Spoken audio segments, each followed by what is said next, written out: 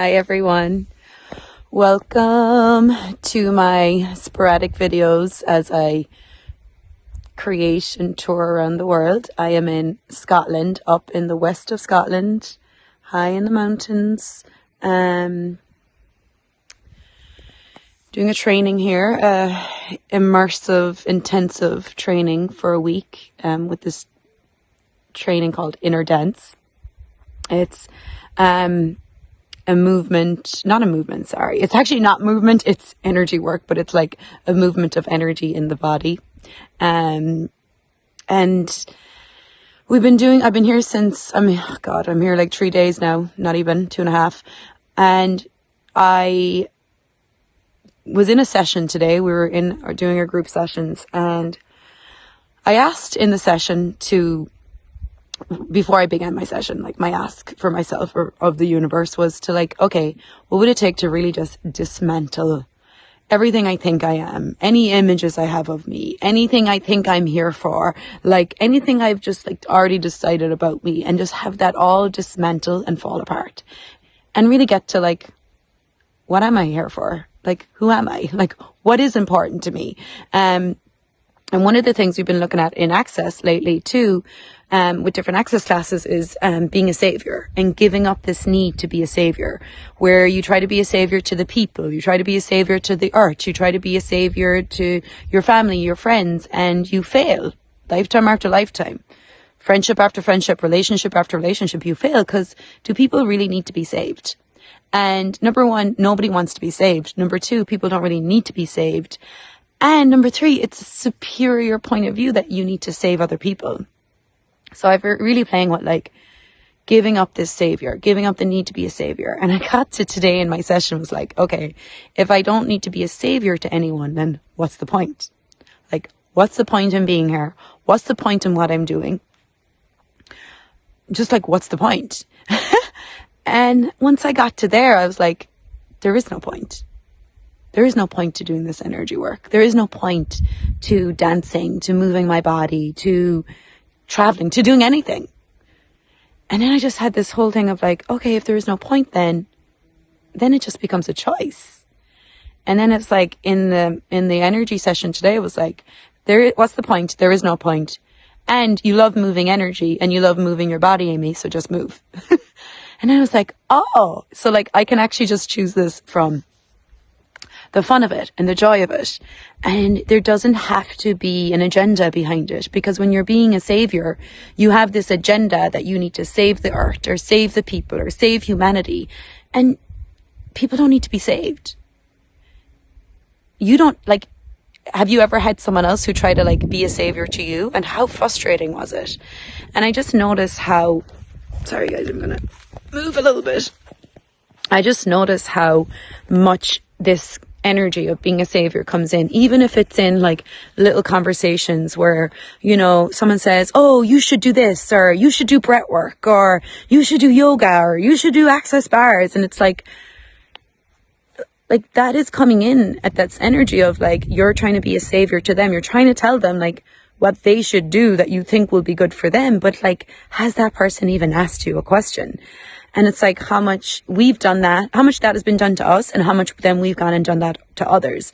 Telling people what they should do with the energy behind, you want to try and save them. You want to try and fix them. And, someone just did this to me today. They were oh, you should do breath work. Do you do breath work? And I'm yeah, I do yoga. So I practice breath work when I do yoga. She's you should do breath work every day. And I was just oh, I wanted to kill her. Really? I'm right away I felt the resistance come up in my word, because it's nobody likes being told what they should do, because the minute you're telling someone what they should do, you've already taken a superior position that you know more about them than they do about themselves.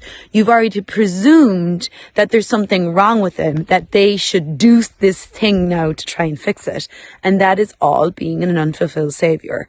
And I just wonder if and I've done it to other people. I still may do it sometimes. And it's I'm really trying to be more aware now of where I do that, where, I suggest things to people that they should do. And it's why? Why am I doing that? Why am I trying to help people when, number one, they don't need to be helped, and number two, they haven't asked me. And so I looked at it today and I'm like, okay, like I really would like to really start being more present with this energy, and anywhere I'm still doing this, to actually get more present with it and stop and change my approach. Wait till someone asks me a question, or don't share what you think the other person should do. See if they're actually asking you first, or if you are going to share something, share what you do that's helped you, not what you think the other person should do. And there's so much of this in the spiritual world, in the healing world, in the consciousness world, of telling other people what they should do to fix themselves or to heal themselves or to help themselves, as if they can't figure that out for themselves. Because if they really want to change something in their life, they will find the thing that they're looking for. And it's like, you know, a lot of you probably who watch my channel or watch my videos are into consciousness or some kind of like energy work or something that kind of changes you. And so did you really find something because someone told you to do it, or did you find whatever you found because you started seeking? Because there was a question in your world where you were looking for something different. And I know, you know, I first found energy work because I asked a question. I asked of the universe. I said, like, okay, universe, there has to be something easier than this. There has to be a faster way to transform rather than what I was doing, which was very slow and painful and tedious and wasn't changing much. And that's when I came across a friend of mine and started to see a change in her. I started to see the change in her. Yes, she told me what she was doing, but I started to notice the change in her. And so it wasn't by her telling me what she was doing that made me choose it. It was by me reaching, asking a question, wanting something different, and then seeing the change in her, and then being like, okay, and when I was ready, then I chose it. Not because of what she said, not because what she told me. So if we were to give up the savior complex of needing to save other people, what would you then choose? Like, how much of what you're choosing right now is from a savior complex? It's from the need to fix people or heal the earth. And it's like, the earth doesn't need to be healed. Like, the earth can take care of itself. Same way, you don't need to be healed. You can take care of yourself. You don't need to be told what you should or shouldn't do. And it's like, if I give up my savior complex and then you give up your savior complex, what kind of different world would we have? And what different conversations would we have? And what would we actually choose then? Would there be a point to what we're doing? Or would we actually just start doing it from the joy of it, not from, okay, I'm going to do this and now I'm going to bring it to the world and I'm going to try and help everyone with what I do? It's like, wow, seriously, giving up this need to be a savior, it's going to make our lives a lot easier and it's going to make things a lot more fun. So